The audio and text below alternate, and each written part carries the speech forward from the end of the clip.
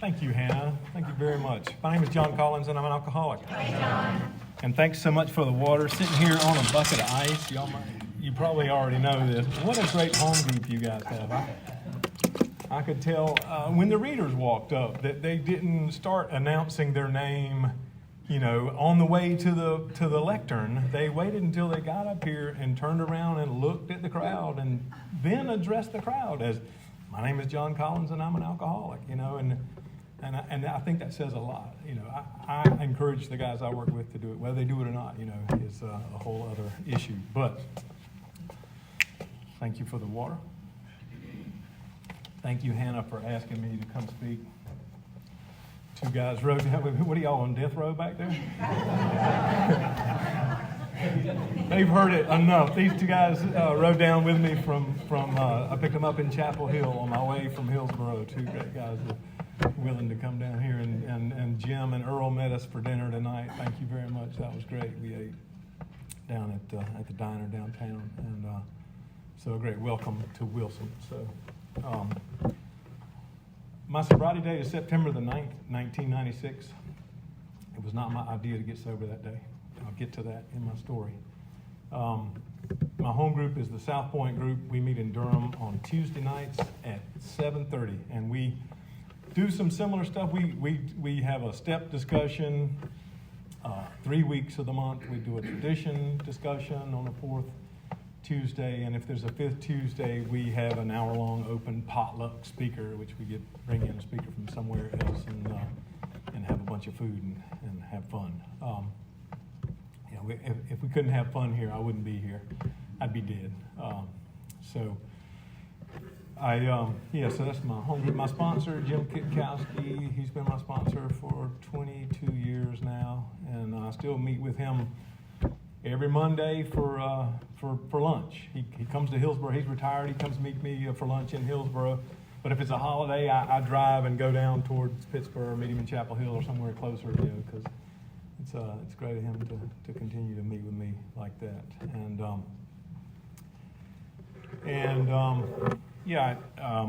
I wear a tie up here, and I don't take myself too seriously, y'all. I like the Rule 62 thing, but I wear a tie to emphasize, like an exclamation point, the transformation, of mind, body, and spirit. Absolute miracle. I would say I'm the luckiest man alive, but that would be taken away from the grace of God that's been given me, So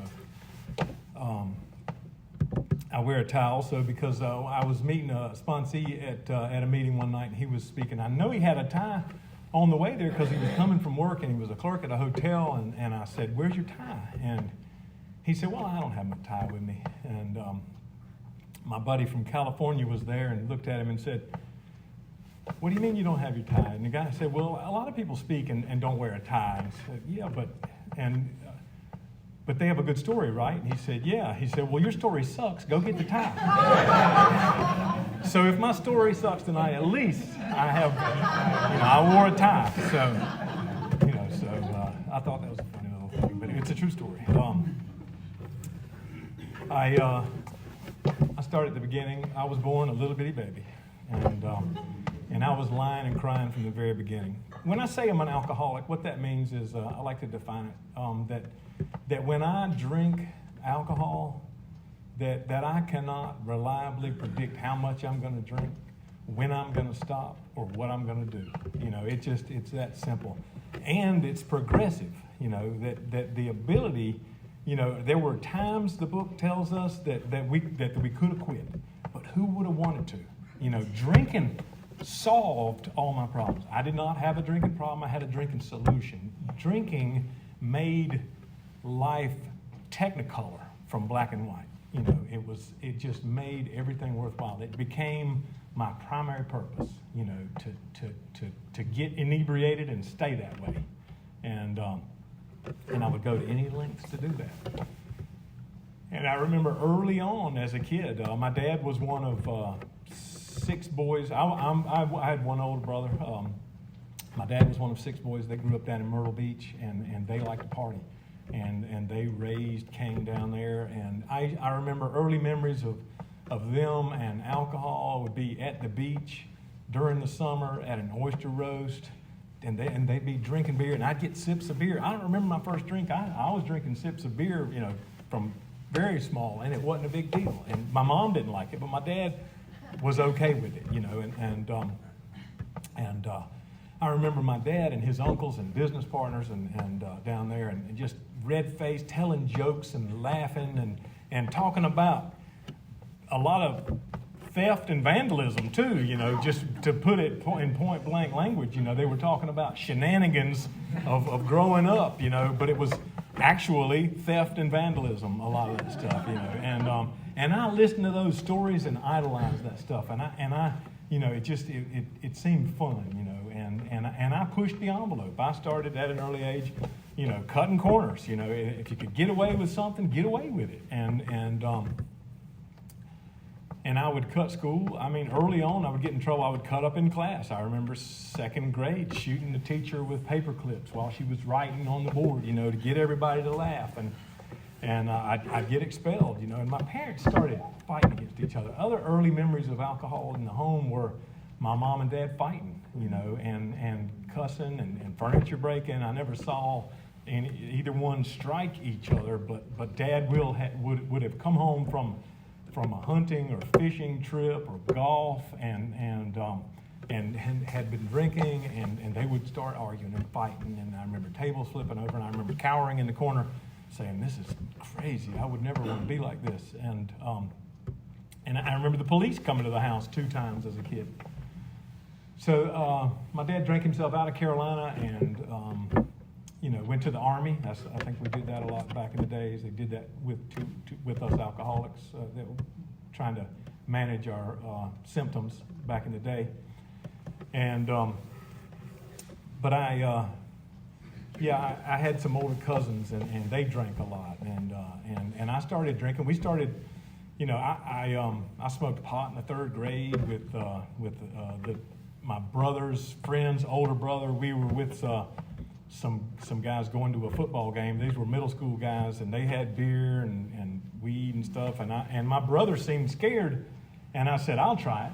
I was always willing to go that extra mile and push the envelope and just do something crazy, And so in school, I always wanted to be older. I wanted to be freer. I wanted to have more. My brother was older, and so he got a little more. Freedom than I did, and I always wanted that. And I remember when I was in the 5th grade, I would climb out the window at the middle school and go over the elementary school and go to the middle school where guys were in the woods and had Boone's Farm wine and beer and a fire going and cigarettes, and that's where I wanted to be. That was what looked attractive to me. Sitting in school in class did not look attractive. I didn't want to do that. I wanted to have a good time. I can resist anything but temptation. I always would opt for having a good time. And back then, I remember about that same time I was supposed to be home for family photos, and I was in the woods with my friends. And I used to in the wintertime I enjoyed stealing from the Harris Teeter. And I would wear a puffy coat, and I would go to Harris Teeter, and I would get a bottle of Boone's Farm Tickle Pink and stick it down this sleeve, and a bottle of Boone's Farm Strawberry Hill and put it down this sleeve, and a carton of Marlboro Reds right in the middle, and zip it up and just walk right out of the store and go to the barn where my girlfriend had a pony and just hang out and have fun. And it just like I didn't want to be anywhere else. It was just everything was all right in the world as long as we had some alcohol and cigarettes and just hanging out. And even at that time, looking back now, I was powerless to stop at the right time. If there was more available, I would keep going, even knowing I was supposed to be home at a certain time. One time in particular, I was supposed to be home for family photograph, church family photos, and I didn't make it. And I knew I was going to be in trouble. I knew I was going to get whipped with the belt buckle end, and that was not enough to dissuade me even then from stopping drinking and going home, and because if there was an availability, I just kept going, and I would do anything, and anything got worse and worse, and so I skipped school, got in middle school, and my parents split up and divorced about this time when I was in the 6th and 7th grade. And I started using that to my advantage. I manipulated my parents, and I would get in trouble with my mom, and I would go stay with my dad. And I would get in trouble with dad, I would go back and stay with mom. And so I used that to my advantage and go back and forth. And I had been stealing. I figured out ways to con stuff too. I remember seeing the movie Paper Moon and Color Money. Well, Color Money's a lot later, but Money. Any movie that had a con in it where they were tricking people, and I just idolized that. And I heard my cousins talking about tricking people, and so I started going into the Harris Teeter and going over to the bottle return and picking up 4 big 6-packs of those glass bottles and taking them over, just walking right over to the service counter and returning them again, and they'd give me money, and I'd get somebody to buy me some beer or a bottle at the ABC store, and hanging out by the ABC store, getting people to buy us alcohol. And I remember a guy drove off one time, took my liquor, and I was probably 14, 13, and I called the DMV. I got his tag, disguised my voice, and got them to. I told them that this young man ran through our yard spinning his tires, and I just wanted to talk to his parents.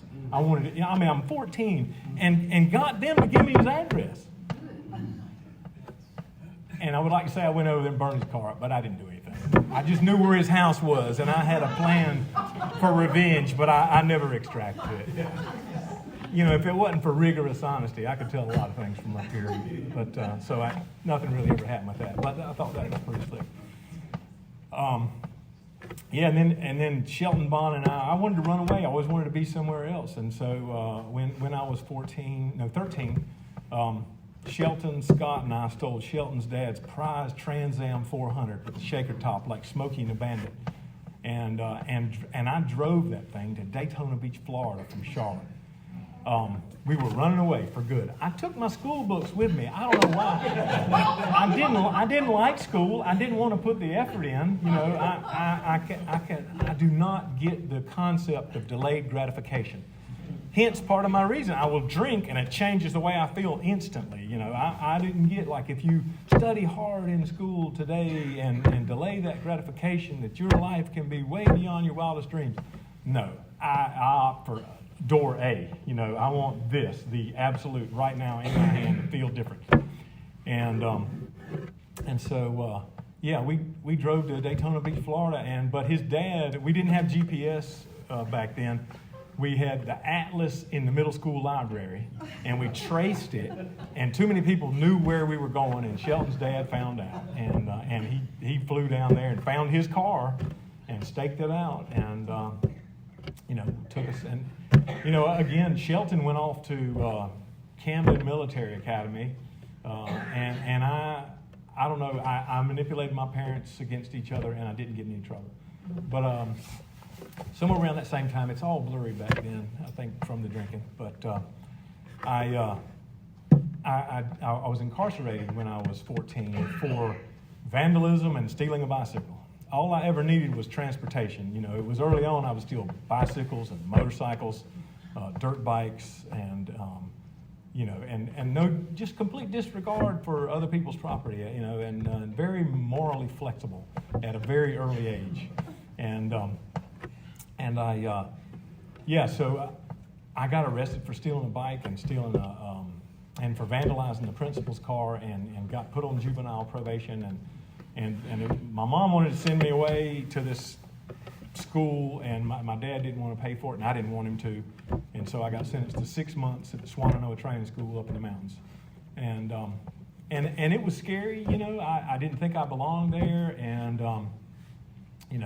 but pretty quickly I went on a wilderness program from that, and it took about 3 months, and I made it back home, and I just said, I'm not going to get out of control like I had before. I'm going to do things differently. And I moved in with my dad, and I was 15 years old, and he got sick with cancer. And we were living in Myrtle Beach. And for a year, he was trying to seek treatments for his cancer, and I was at home alone at 15 years old, enrolled at Myrtle Beach High School, but I did not go to school.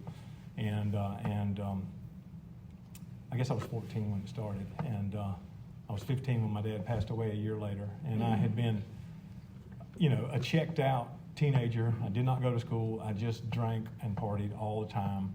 And my mom came to get me and moved me back to Charlotte, and I just ran away completely and got a room in a rooming house that was disgusting, and a job at a t-shirt head shop slash type place, and then I wound up getting arrested in Charlotte for truancy, and so I talked to my mom into sending me to boarding school. It was a boarding school that people went to when they got kicked out of all the other boarding schools, called Glade Valley up in the mountains. They had ashtrays on the desk, and everybody there drank and partied. And I wound up getting kicked out of there, and that was hard for having a PJ party, wild PJ party. And then so me and the guy that got expelled with me left and stole a van in Statesville and drove it to Charlotte, we stole the van in the mountains and drove it to Love Valley and left it there, and then went to Charlotte drunk and stole some cowboy hats in Sears and got arrested.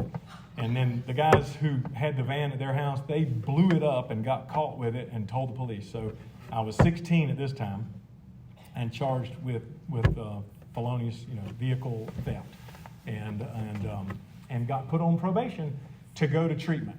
And I went to Hazelden Pioneer House in Minnesota, a really good treatment center, and learned a lot about the disease of alcoholism, and got introduced to AA, and went to a lot of meetings, and went to a convention, and it really, I remember getting goosebumps saying the Lord's Prayer, with 1,000 people in Minneapolis, St. Paul, in the Minnesota State Convention, and really enjoyed it.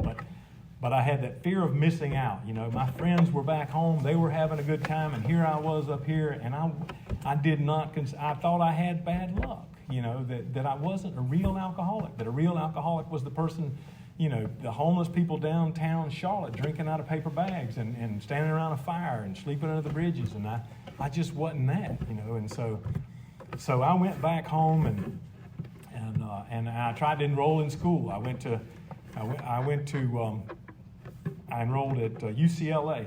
That's University of Charlotte, Elizabeth Avenue, otherwise known as Central Piedmont Community College. But I enrolled there, but I attended the Double Door Inn across the street. They opened very early and sold sandwiches and beer, and I would go over there for lunch, early lunch, and get a beer. And then somebody would say, hey, it was summertime, and somebody would say, hey, we're going to the lake, to Krishan's house to party. And I'm like, yeah, I'll just go back to school tomorrow. But, a week later, after I started this binge, I would, say, well, I'll do it next semester. And I'd take the books back and sell them back to the bookstore, and then, just keep going. And I wound up violating that probation and got sentenced to 3 years in the North Carolina Department of Corrections, and went to the old Polk Youth Center, where the museum is now. There's an old smokestack from it. And that was a very scary place. But I processed there and went to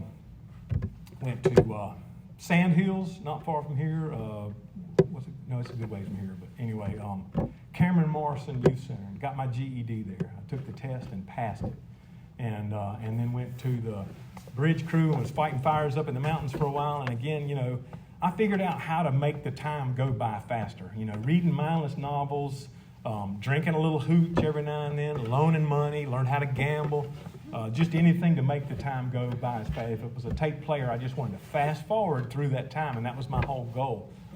And I said, there's no way I'm going to do what I did last time and get in trouble again. But when I got out, I went to see what my old friends were doing, and they were drinking and partying, and I started drinking and partying, and I started doing the same thing again, and I violated the parole and went back, but I violated it with more time. I got probation on that, though, so I had to go back and do the 90-day parole and then get out and be on probation. And, of course, I couldn't make it off that. So a while later, I got arrested for theft. I'd get a job, and I could get a job pretty easily, construction or a restaurant, but I couldn't keep it because there would always be an opportunity. There'd be a party, and I couldn't get up early, and I'd stay at the party too late. I would overshoot the mark every time. And I'd plan to go to work at 7 a.m. and be there at 6 a.m. But, 11 o'clock came, and I said, I'm going home at 11 o'clock tonight. And I said, well, it's just a little lot longer. 1 o'clock comes, and then next thing you know, it's 2 in the morning, 3 in the morning, and the birds are chirping the next thing. And it's like, forget it. I'll just call in, or I'd be on shift to work in the restaurant that night, going in at 4. But there's a party somewhere. So I just bailed, and I loved to quit jobs. I just loved the freedom that came with it. And I would have a check, a partial week's check of $52 coming, and it felt like freedom, I could live one day at a time back then. And had no thought of the future. And so finally, this pattern continued, and I wound up I did that 5 years, and I got out on it, and then I got in trouble with the feds, and I got 6 years federal time under the old law, and I went away, and I did a few years on that, and I started out in Atlanta Penitentiary and went to Big Spring, Texas, and played tennis and drank hooch made out of oranges by the tennis court, like drinking screwdrivers by the tennis court. And I took some classes there and got healthy and thought, there's no way I'm going to ever lose control like I did again. This is irrational. It doesn't make sense that I cannot control how much I drink. Everybody drinks. It's just, I should be able to do this. My life was being managed for me every time I was in treatment or incarcerated. And I would get healthier, and I couldn't drink as much as I can out here. And so I got out on parole, finally, after I wound up at Petersburg, Virginia, after Big Spring. And I flew all around the country. I've been in a lot of federal prisons overnight and different stuff. I've flown with them. One day, when I went back on the parole violation, I left El Reno, Oklahoma, one morning. And I was supposed to see the parole board. I'm fast forwarding a little bit just to knock it out of the story. But anyway, I violated the federal parole. But I went back to El Reno, and I left El Reno, and I flew all around the country. Miami, Georgia, and then up to the northwest to Dakota and somewhere, and wound up back in Oklahoma that same night at about 11 o'clock, going back to the same bed that I had left that morning. The U.S. Marshals did give me an extra Lunchables, though, as a frequent flyer. Anyway, I won the 8-ball tournament out there, playing against some mafia guys and stuff. The Gotti's nephew, a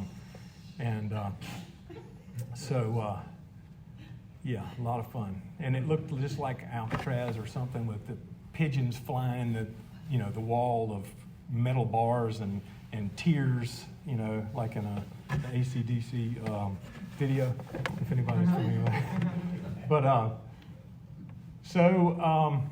finally, I got let out of federal prison the first time.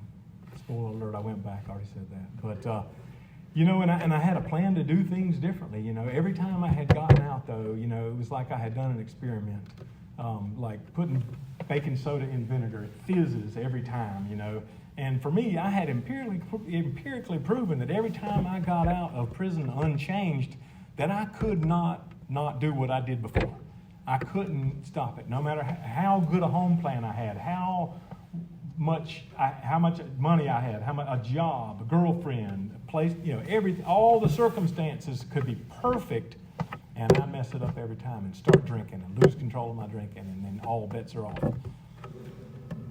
So I got out this time, and I had a little money, and I had been on work release, and I had a plan to do things differently, and I started working at a canvas shop. I was inside sales, but I wound up violating that probation and went back. And then this time I wasn't at the camp up there. I was behind the walls in Petersburg when I was getting ready to get out, and my job that time paid like this. But I was my whole job at that place. I played tennis all day and that kind of read mindless novels again. My job, I was the butter man, and all I had to do, the food was pretty good in federal prison. So anyway, my retirement plan at one point was to rob a bank. If I don't have enough money, I'll just rob a bank, go to federal prison. They take good care of the old guys, and.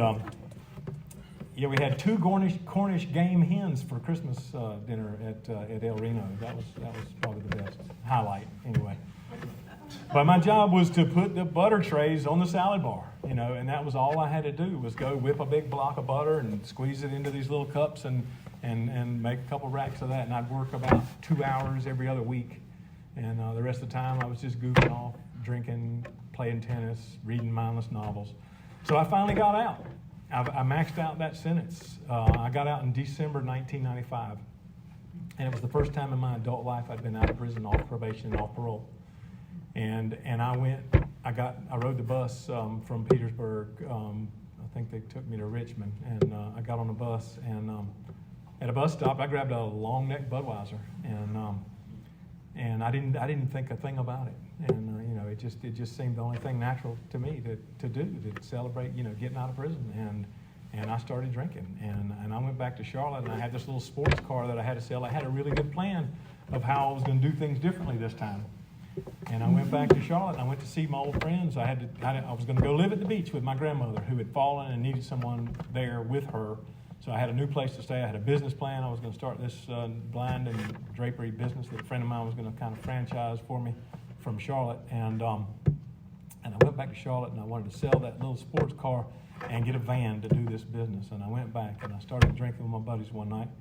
That first week, and the guys said, "Well, look, it's Wednesday night. We're getting ready to go to bed. We're working in the morning. Why don't you crash here?" And I'm like, "No, man, I got to go home. My mom's going to worry, And I didn't stop drinking. I went and kept the party going.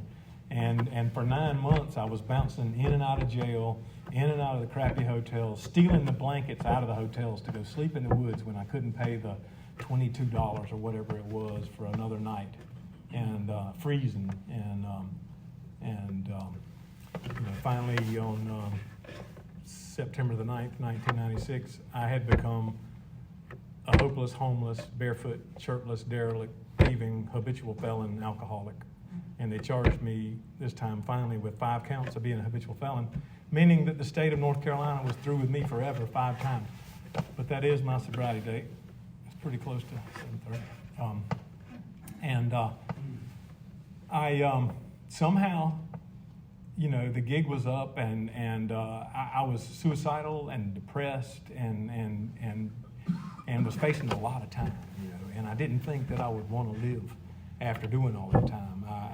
It was just like completely depressed and just overeating and getting heavy.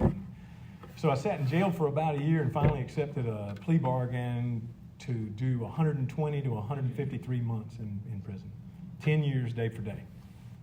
And I wound up at Central Prison in Raleigh, I had a good attitude. I had snuck the big book. I would get in trouble. I was fighting. My first year of sobriety in that jail was not a bastion of mental health or stand-up sobriety ethics. I was tormenting the guards. I was in and out of the hole, fighting, yelling. They'd strap me to a chair, a restraint chair, and the nurse would have them to loosen the straps off of me because I couldn't breathe, and she was afraid that I might die, and we would break the bunks off. I was just out of my mind, and bored, and depressed, suicidal, but I snuck a big book in there, and I was reading the big book sometimes, reading the stories, and getting some hope out of that. And when I finally got to Central Prison in Raleigh and got to breathe a little fresh air and start going to meetings and talking to other people, and then hope sprang forth more. And while at Central Prison in Raleigh, I was I wanted to be more healthy, and I was going through the dining hall line, and the guy in front of me got a plate with vegetables and fruit and salad, and I got some kind of slimy noodles with brown, homogenized, unidentifiable goop on it. And I said, "What kind of diet are you on?" And he said, "Well, for religious reasons, I get a vegetarian diet." And so I became a Buddhist that day. And I started working step 14, getting healthy. And so, I started, eating better and exercising, and I also thought, sometimes they wouldn't feed me like they should, and I want to nitpick stuff. My brother was an attorney, and I got him to send me the policy manual, and I knew what they were supposed to serve me, and I started complaining, about them not feeding me the right amounts of protein. And I would borrow the pot dealer's scales and weigh the portions of food and then write the dietitian in Raleigh and all this. And I started saying, well, maybe I better learn something about my religion that I hold so dear if I'm building a case about why they need to serve me these things, right? So I started writing away for ammunition to fight the system. And what I got back was books on meditation and prayer. And,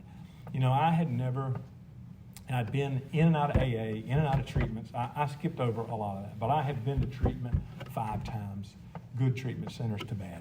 And I'd been in and out of AA. I had had a sponsor at a time. I had never worked all 12 steps. And if I don't say anything else tonight, know that before this last time, this sobriety, I had never worked all 12 steps. And I like to tell guys when they come in, when I sponsor someone and they're new, I'm like, you may change your mind at some point and say this is not for you. And that's fine. More power to you. If you think you can drink like a gentleman, our hats are off to you. And good luck. And we're here. We love you. But don't tell yourself in the future that you've tried AA unless you've worked all 12 steps and carried the message to another alcoholic. Because that's what it takes to just try this program. I had been to hundreds of meetings. I had read the books. I had talked about it, listened, sincerely wanted to do better, knew the problem, knew what the problem was, but self-knowledge would not work. So if I don't say anything else, it didn't help, and it didn't solve the problem. But there is a solution, and it's in this book that we have, fortunately. And let's see, where am I? Wilson, North Carolina. So I was out of prison. I was in prison. I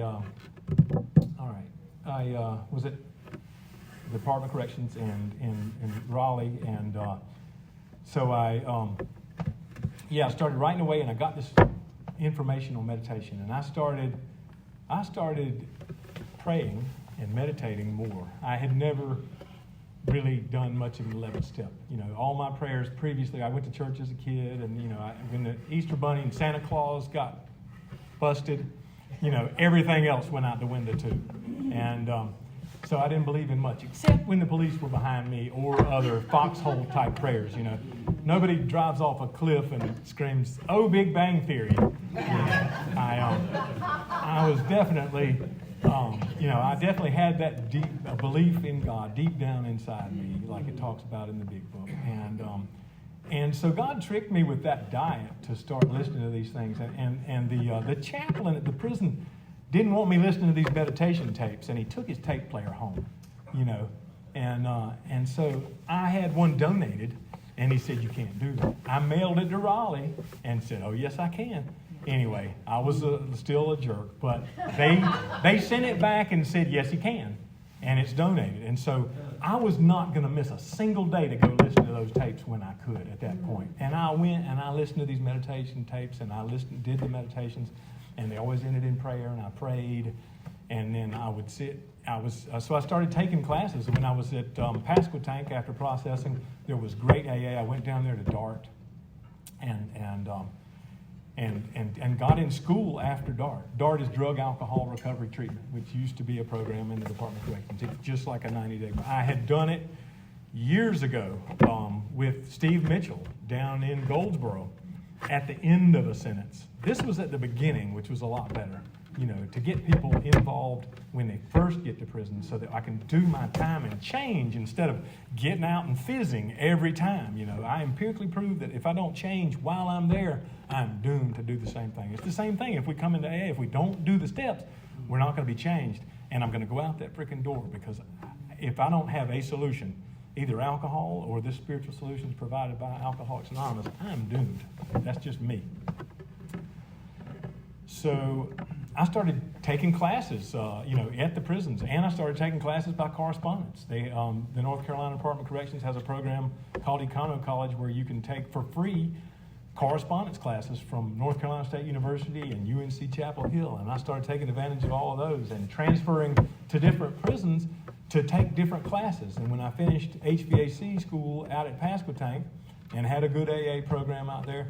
I went to Nash Correctional Institution, and who was there?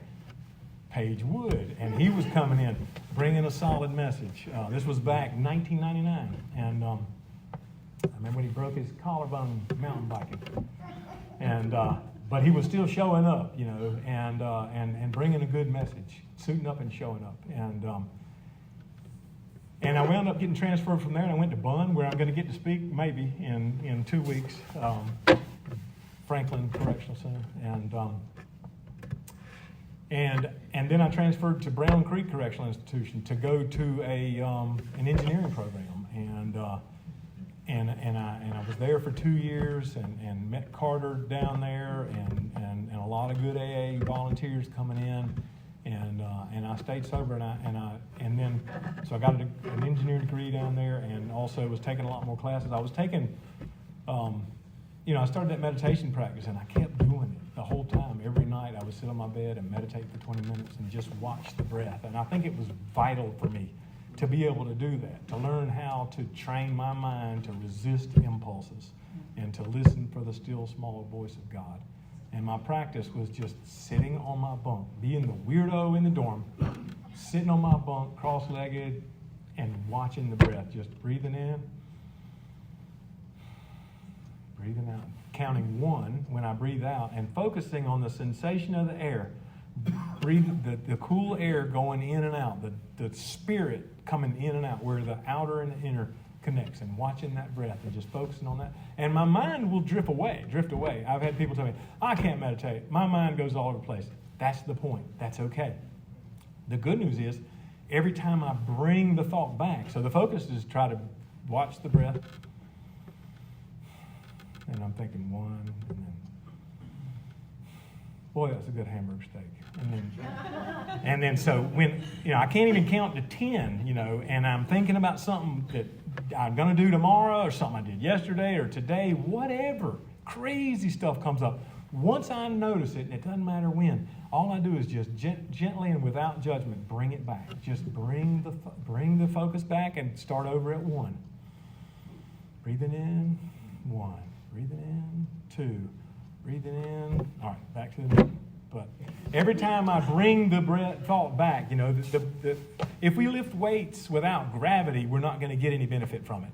If I try to bring my thoughts back without the thoughts drifting away and me bringing them back, every time I do, it's like a dumbbell curl for the mind, that I get to strengthen my ability to say, like when we were coming down here, and one of my buddies started talking about, not Chessie, but started talking about old times somewhere. Something triggered a thought about some old times somewhere, and I said, let's not go down that rabbit hole. I said, what do they got at the restaurant? Look up Bill's Grill and see what's on the menu. So we just, we switched it, and I can do that at any time.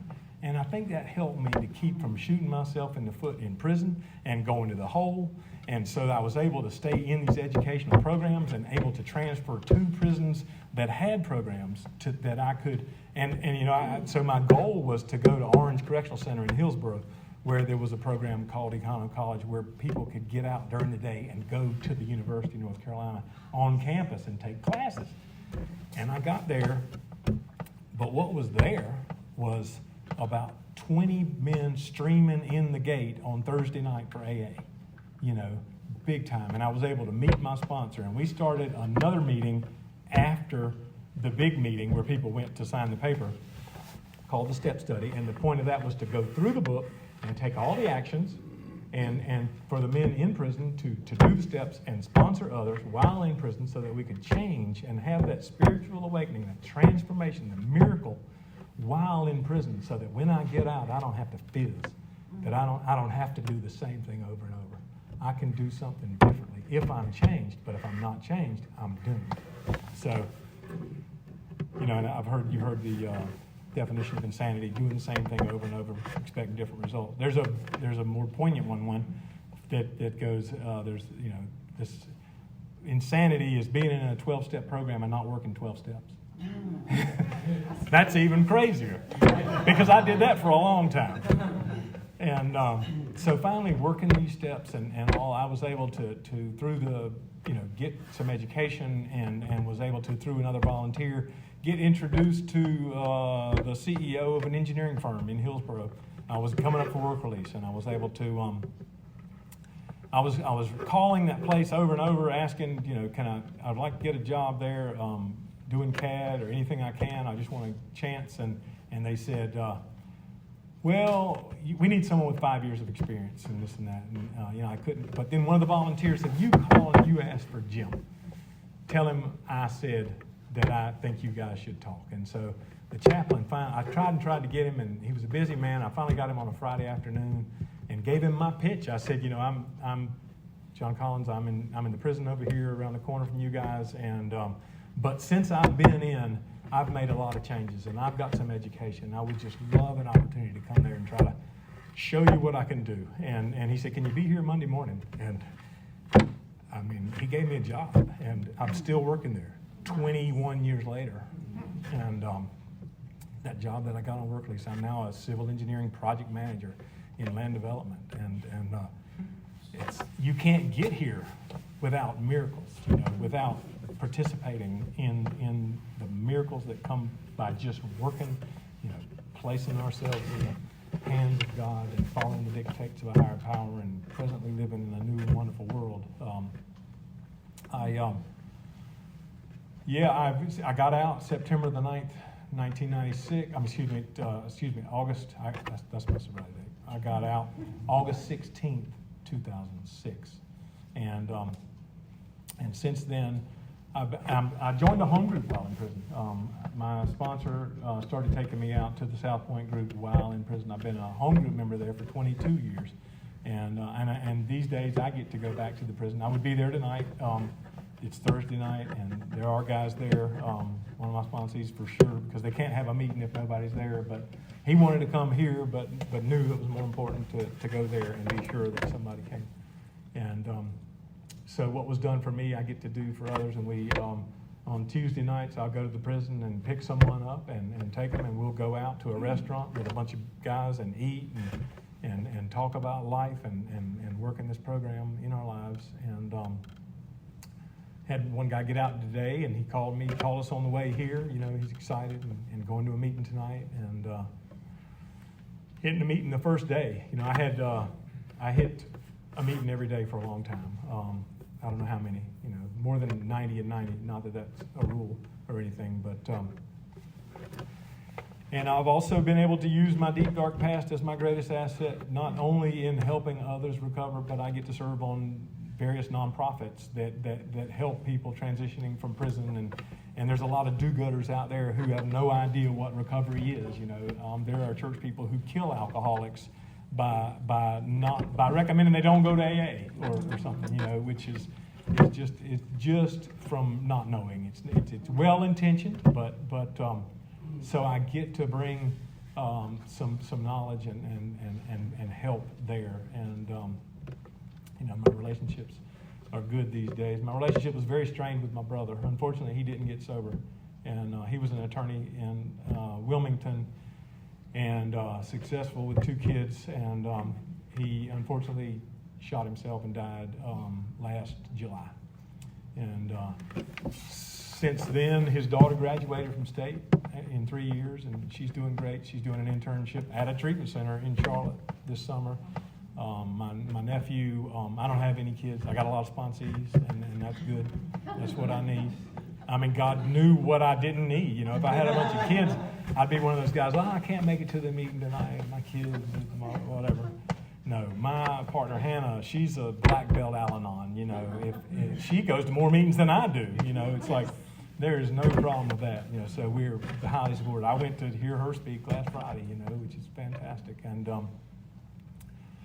but my nephew was at state, and he had an unfortunate incident and was drinking, and early in the morning fell and busted his skull wide open and passed out and had alcohol and a lot of deadly stuff in his system, and had to go to the hospital and be in intensive care. And we arranged for an intervention the following weekend. He turned out okay. He was revived, and we had an intervention the next week planned for that Saturday. And I went to the prison that Thursday night before it and told the guys, man, you know, if he had some charges, we'd have more leverage, you know, because like just going to the hospital and dying a couple times is not generally enough. We don't remember that. We forget that kind of stuff because he doesn't have a lot of memory of us sitting there by his bed while he's knocked out, you know. He doesn't remember that like his mom does and I do and his sister does. But I'm heading down there on Friday afternoon. And no, I'm going to go Saturday morning. Saturday night, I got a call, and he went to jail.